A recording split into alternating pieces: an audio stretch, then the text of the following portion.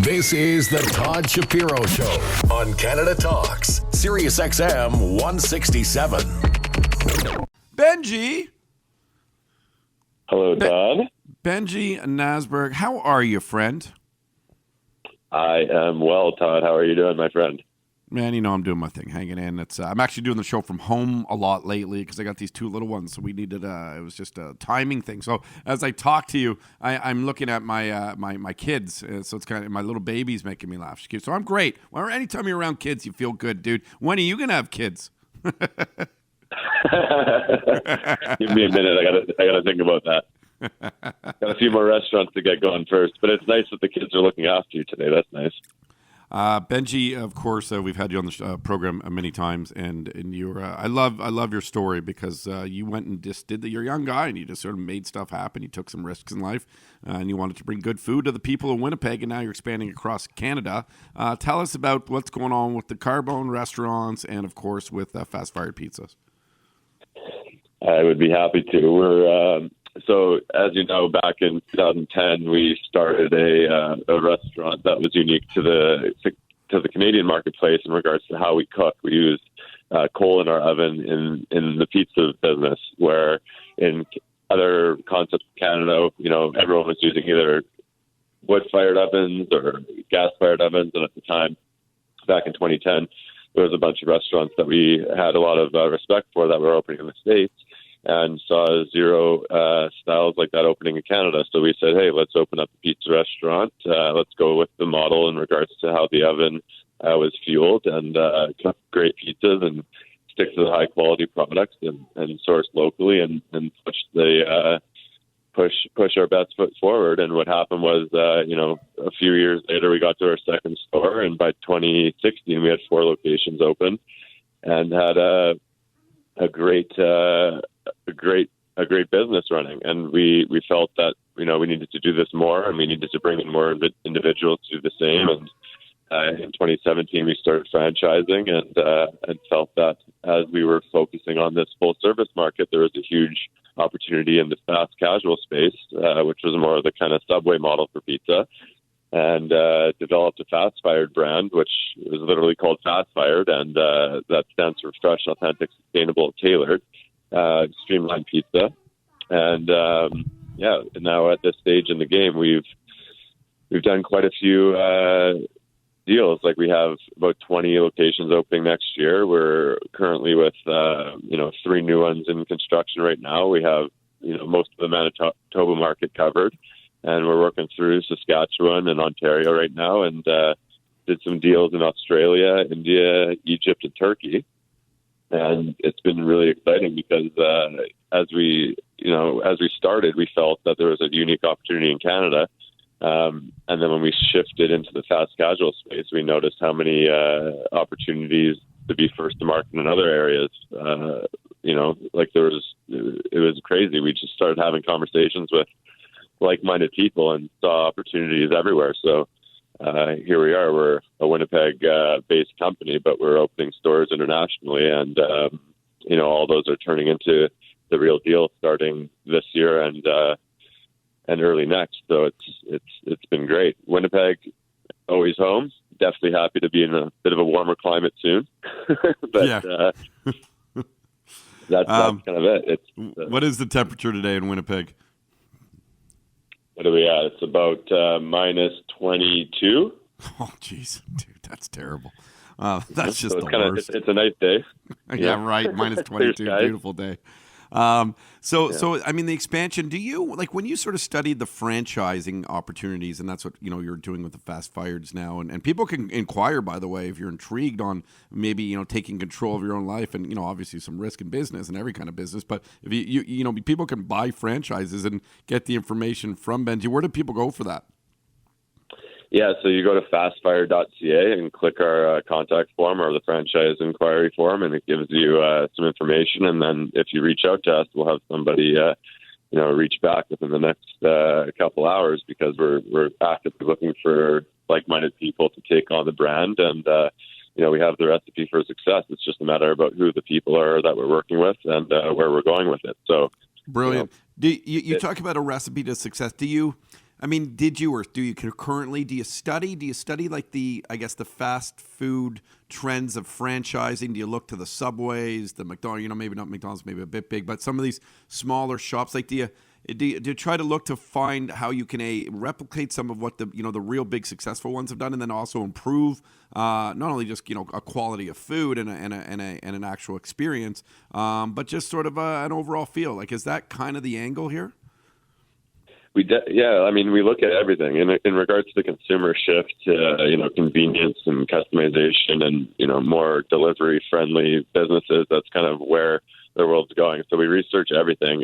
For us, it's just about having the best quality product and not and being transparent all the way through, from who we source through to what products we use, and just do what we feel is right. Like I eat food every day, right? So I want to make sure that what I'm eating is top quality. So I would want that to be replicated, and I want that the same for all of our guests as well. And this day and age, everyone wants to have the ability to eat in any fashion that they see fit, whether it's gluten-free or vegan or keto or paleo or the list goes on. We have every angle covered from our menu, and we feel that pizza should be enjoyed by everyone, regardless of what their lifestyle choices are, from to what their dietary restrictions may be. One of the things I often think about, and when I eat sort of these franchise types of foods, and I do it often. I even have McDonald's right now for dinner, to be honest. But you think of consistency. You think of consistency from really one country to the next. You're talking about massive expansion to India and Australia, and I've always thought, how is it that you can, and I mean this, how is it that you can like literally have the exact same tasting thing?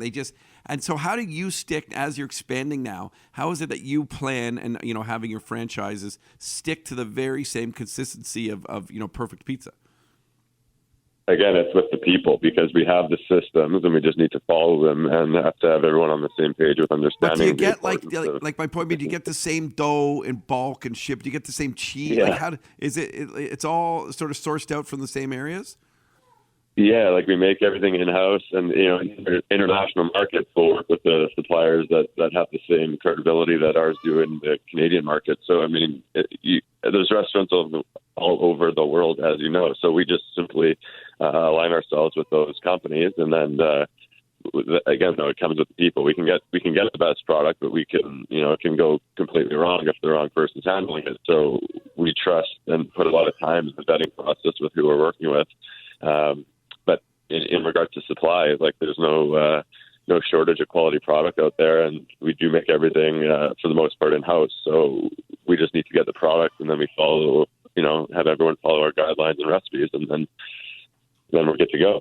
So we're not reinventing the wheel in regards to scaling a restaurant business. We're just focusing on what we feel is right, and we have a great team behind us, and an amazing menu, and a lot of opportunities. So we just want to keep that the workflow going and keep adding to the family.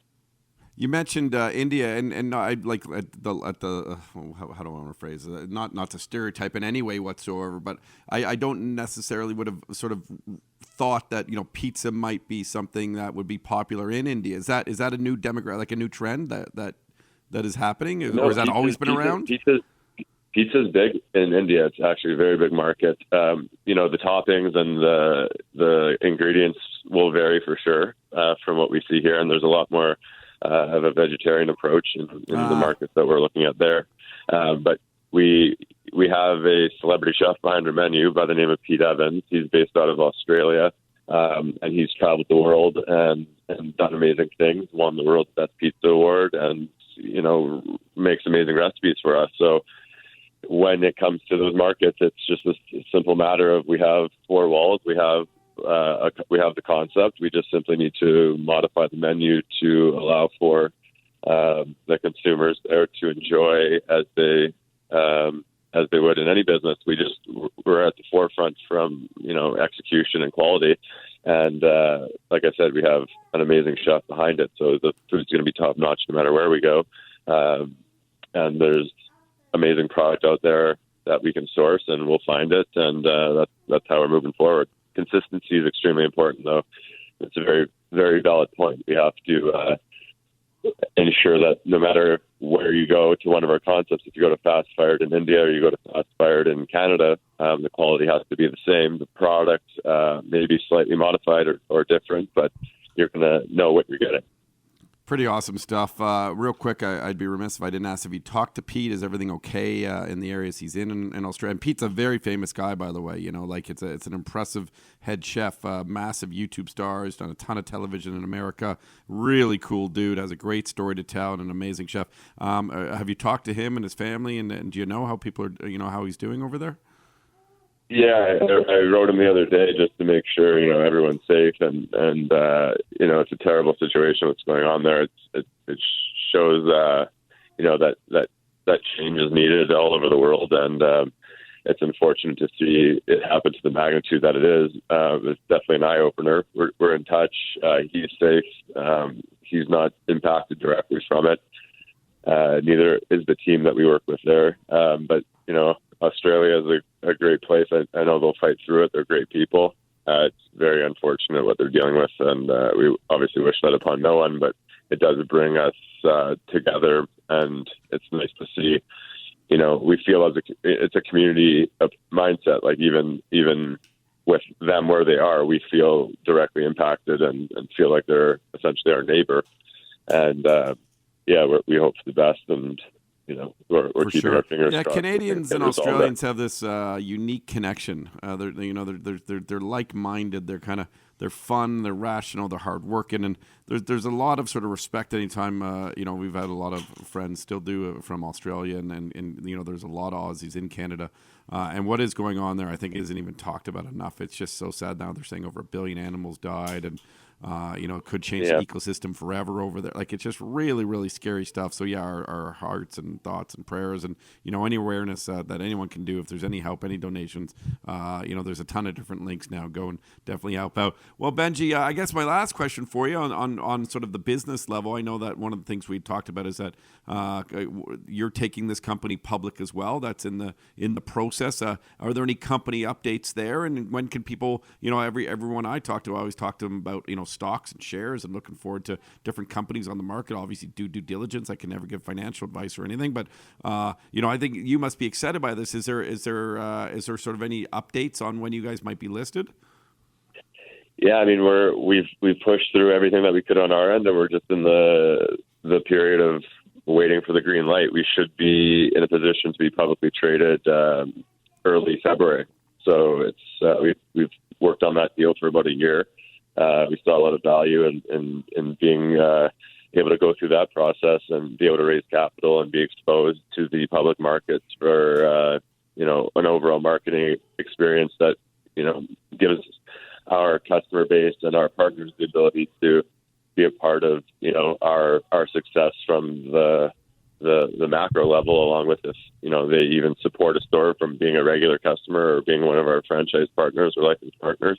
The public side is definitely a great mechanism for us to entertain, and we've had a really good experience so far, and we feel that we checked off everything off the list.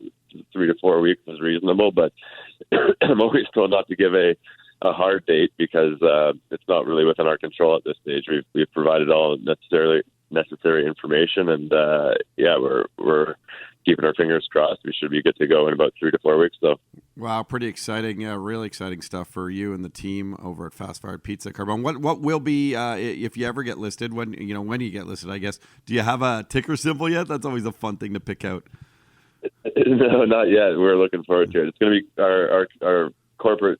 Our parent company name is Carbone Restaurant Group, so we're going to try to play something of that nature. But I mean, you will be the first to know, my friend. We will have to have exciting, celebration.